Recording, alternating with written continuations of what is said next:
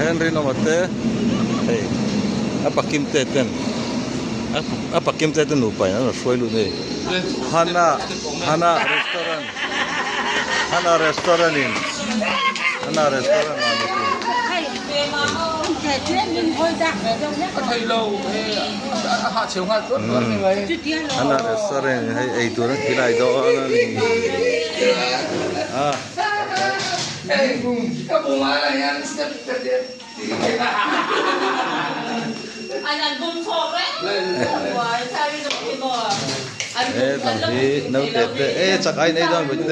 chào lời em rồi ba anh sẽ suốt thì bây giờ hey Hana restaurant này tu te ăn phở mai so qua cái đó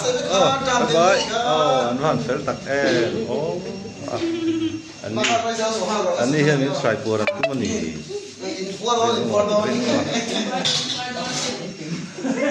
mai mà hết mặc dù cái này có phần mấy tuổi thế này thì step Rin nói chào em chào lời chào lố mò kiếm đây chào em chào lục ghê hey nào lúc nó phân lệ không lệ mò con trai cái đó đó rồi thêm cái thạch thì đó xí đâu hey Hana restaurant hay ăn phở mai Rino kualiu lewen ay nubain ay tur minun fluidon ni kanvan lom kanvan pulo tak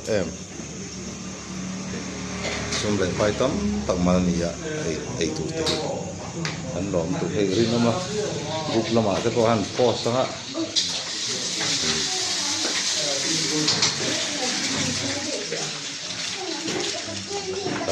tak ai lấy don no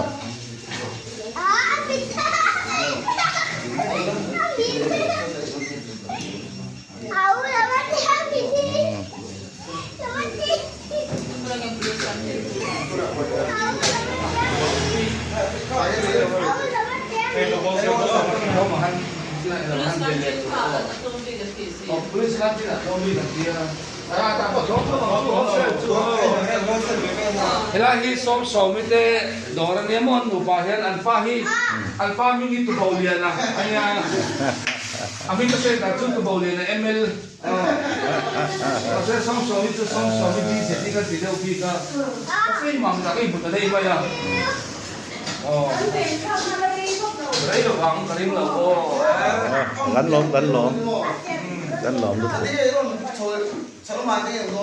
số là mà cho nên cần cam trồng hơn là năng còn hey mami zinapia ngin hey high school fair mami high school fair hian SSO yo khadi samagra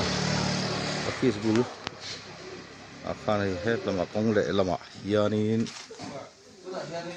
hianin ilo chol thin don ni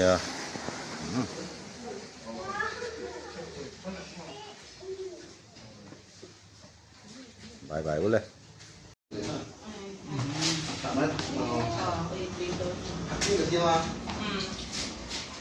nó mấy con một tổ tiếp theo không sống biết có vậy thật muốn là để xe người con một tổ xe